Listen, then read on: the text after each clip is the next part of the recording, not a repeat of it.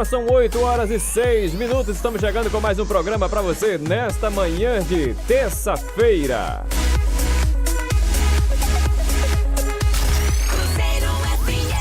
Começando o programa de hoje com essa linda canção com Shirley Carvalhais, Há uma Saída. Agora são 8 horas e 6 minutos.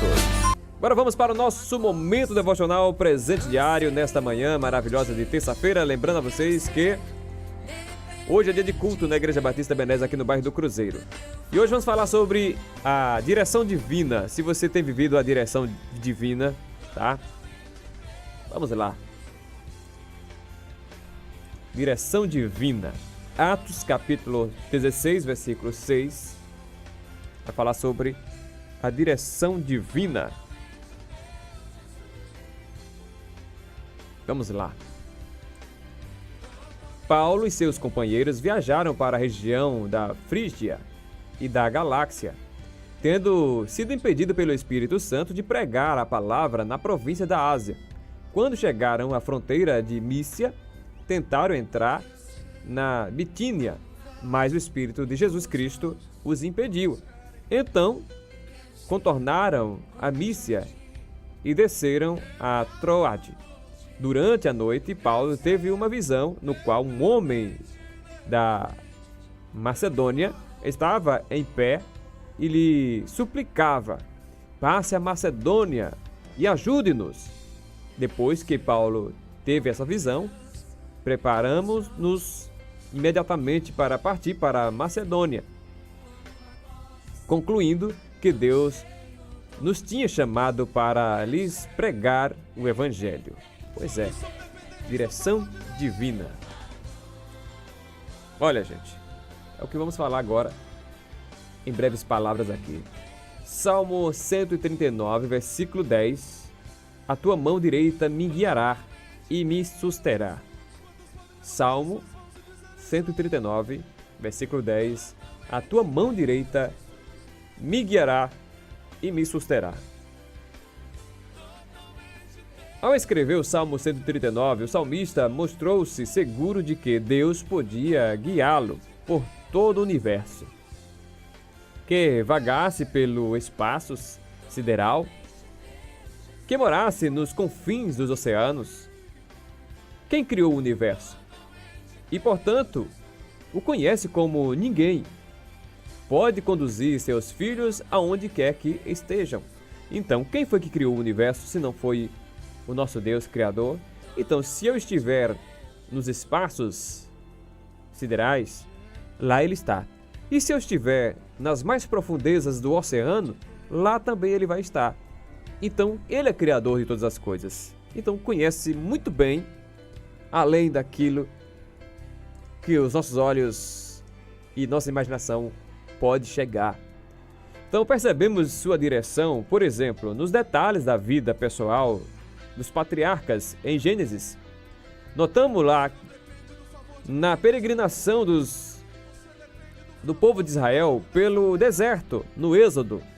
O Senhor providenciou até auxílios visíveis, como a nuvem durante o dia e o fogo durante a noite, para aquecê-lo e também para iluminar o caminho deles. E durante o dia, as nuvens para trazer calma ao sol escaldante do deserto.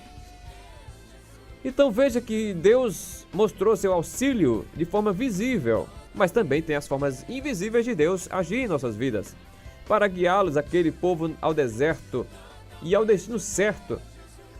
Outro episódio que revela a sua direção é da jornada missionária de Paulo, a qual acabamos de ler aqui o texto, de que seus companheiros, seus cooperadores, Silas, Timóteo e Lucas, na Macedônia, descrita aqui na leitura bíblica de hoje, eles tiveram impedimento de ir para umas regiões que o Espírito Santo não aceitava, não achou. Mas era porque o Espírito Santo não queria que o Evangelho chegasse ali? Não! Era porque havia outras prioridades no momento para o Espírito de Deus, que era Macedônia. Abração especial para a Mara Rúbia, está ligadinha com a gente. Muito obrigado, Mara Rúbia, aí no canal do YouTube. Que Deus abençoe sua vida, viu, Mara Rúbia? Então, Esse episódio aqui da direção da viagem missionária de Paulo com seus cooperadores, descrita aqui, na sua segunda viagem missionária, após percorrer a região Frígia e a Gálata, né? Eles não sabiam que rumo tomar. Tentaram ir a províncias romanas da Ásia, a oeste, mas se sentiram obstruídos naquela viagem. Depois tentaram ir a Bitínia, a leste. Estavam tentando achar lugar, mas de novo o Espírito de Cristo o impediu.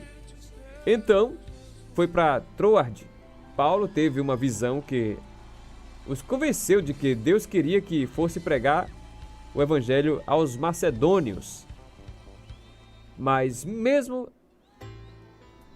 esse direcionamento vindo de Deus, isso não os afastou de dificuldades. Pelo contrário, incluiu-as dentro da viagem, dentro do contexto da vida deles. Teve as dificuldades, porque não existe vida sem dificuldade. Uma vida sem dificuldade não é vida. Então é preciso que a gente tenha as guerras, é preciso que a gente tenha as lutas, as batalhas, para que nos fortalecemos.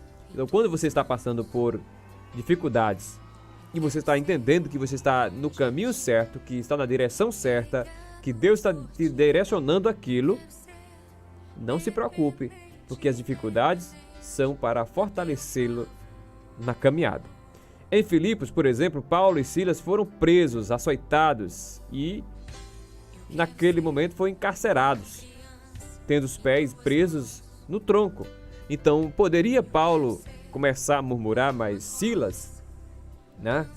Porque estavam presos, estavam amarrados, carcerados. E depois de açoitado, essa palavra açoitado foi surra mesmo, apanhou, né?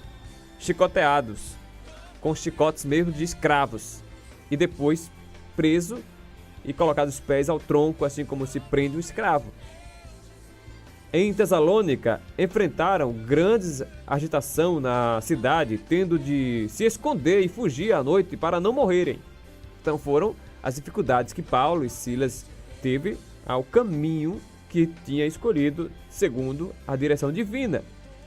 Lembrando a vocês que no episódio em que eles são presos, açoitados e encarcerados e presos os pés, né, colocados em troncos, houve um grande episódio que houve grande salvação naquela cidade. Que Paulo e Silas, ao estar louvando a Deus, glorificando a Deus ali amarrados, sanguentados, né?